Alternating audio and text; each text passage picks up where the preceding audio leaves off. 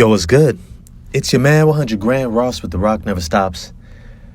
Look, I need to do another video for the Detroit Pistons fans who are a bit delusional. And I think I understand some of it is your frustrations with losing. I don't think you should ever be content to lose. I don't think you should ever be okay with losing.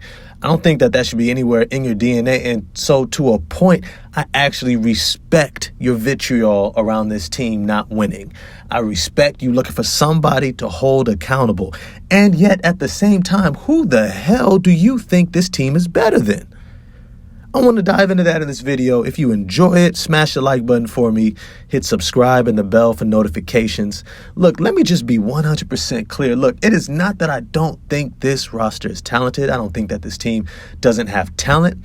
I don't think that they don't have potential. I just recognize that the chasm between that potential and their actualized talent into consistency and reliability that leads to winning, is so big that I can't reasonably foresee who this Detroit Pistons team is better than. Let me just take a quick gander for you guys. I want to scroll through the NBA lexicon of rosters so y'all can really understand just how deep the NBA is this season. And when I say deep, I'm talking about talent. I'm talking about guys who know who they are. I'm talking about actualized talent that is leading to winning, which is pretty much everybody but the Pistons right now. Let me just go over how many potential MVP candidates there are in the NBA right now. Just right now, first 25 games of the season, right? We're a quarter of the way in, 25 games in. These are the MVP candidates. LeBron, 1. Steph, 2. KD, Kevin Durant, that's 3. Nikola Jokic, the Joker, that's 4. Giannis, the Freak, that's 5. Luka, that's 6. Mr. Process himself, Joel Embiid, that's 7. Ant-Man, that's 8. Anthony Edwards for the Minnesota Timberwolves. Tyrese Halliburton, he needs a nickname coming soon for the Indiana Pacers. And my man, Shai Gilgeous-Alexander for the Oklahoma City Thunder. That's 10 MVP level players right now.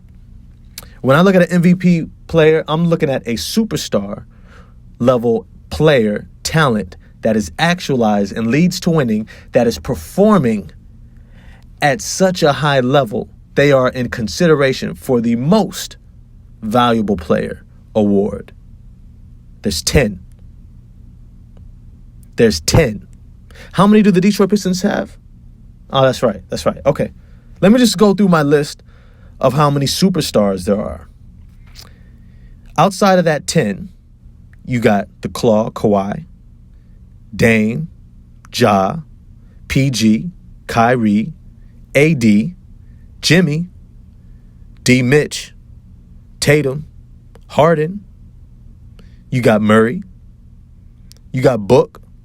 You got Trae Young. You got Westbrook. You got Zion. You got De'Aaron Fox. That's 16 additional superstar level talents that have proven themselves, that are out there just floating around in the NBA, playing for winning teams that have a legitimate case for trying to win a championship. That means it's arguable. But let me just go to behind them. I want to give y'all a list of either All-Star, All-NBA, All-Defensive, Defensive Player of the Year, All-NBA players that are out there right now. You got Draymond. You got Bam. You got Clay. You got Gobert. You got Pascal. You got Tyrese Maxey. You got Fred. You got Triple J. You got Dillon Brooks. You got Miles Turner. You got Domantas Sabonis, Beal, DeJounte Murray, Jaylen Brown, Chris Middleton, Mikal Bridges, Garland, DeRozan, Levine, Lopez. That's 20. Vucevic, Ball, Bane, Towns, Markkanen, Ayton, Conley, Ingram, CJ McCollum, Randall. That's 30. Brunson. And that's not even considering the honorable mentions who are probably going to reach this All-Star, All-NBA, All-Defensive Team, Defensive Player of the Year, All-NBA potential level likely coming soon. Meaning that they're itching. You can pretty much see it. Herb Jones, Paolo Banchero, Franz Wagner, Chet Holmgren, Victor Wembanyama, Scotty Barnes. That's close to 40 players who are legit. And when I say legit, I mean all-star worthy, all-NBA on either offense or defense. They are doing their thing. Ain't none of them on the Detroit Pistons. Not one.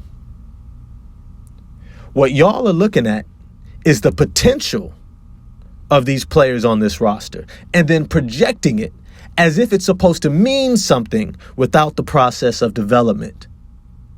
You see, right now, you guys are developing.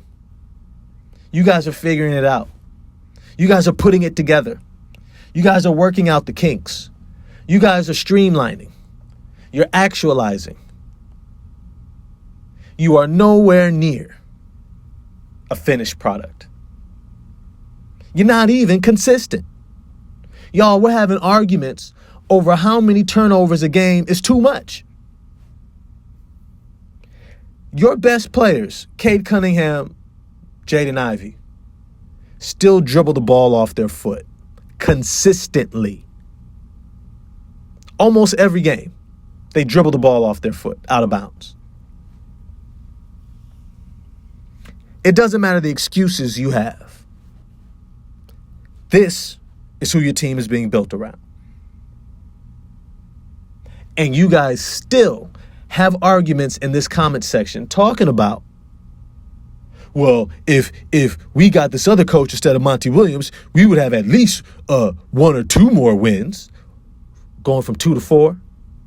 What are we talking about here? What are we talking about? You guys are judging the coach, Troy Weaver, Dwayne Casey, Tim Gore, whatever his name is. You're judging them based upon your outlook that if they had done something different, it might have maybe culminated in 1 to 2 more wins. You would still have the worst record in the NBA. What are we talking about? It's not that this team is trash, it's that they're playing like trash.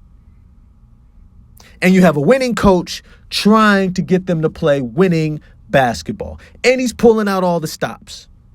He's benching the talent, holding them accountable, giving them set roles, treating them like grown men, not coddling them like little kids. He's doing everything he knows how to do. Say what you want, the man has been there. He's been to the finals. He's been to the playoffs many times. He's led multiple teams to the playoffs. And you guys have some imaginary coach in mind who's supposed to walk through that door, down that tunnel, sit on that bench, and maybe potentially, hopefully, get you 1 to 2 more wins. What are we talking about, Detroit? What are we talking about, Pistons? What are we talking about here? Keep your eye on the prize. And that's to the future. Or reshape your expectations. Stop looking at these guys are supposed to be better than whatever team. It don't matter who they beat. It's an upset. It's a huge upset. I hope that one game, your number hit and you put down X amount of dollars on that game because it hit, because you weren't supposed to win. You weren't supposed to get it. Not one game were you supposed to win.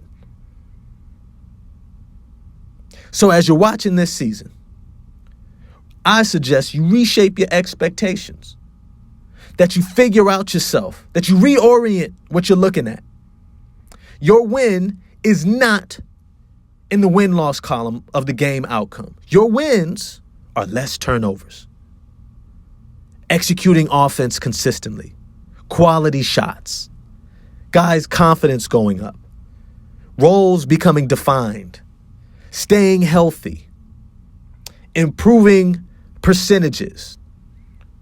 effective field goal rates, PERs, defensive rotations. This is the process of everyone that I mentioned above has had to go through. Why do y'all believe your favorite players on this team don't? Miss me with it. It is what it is.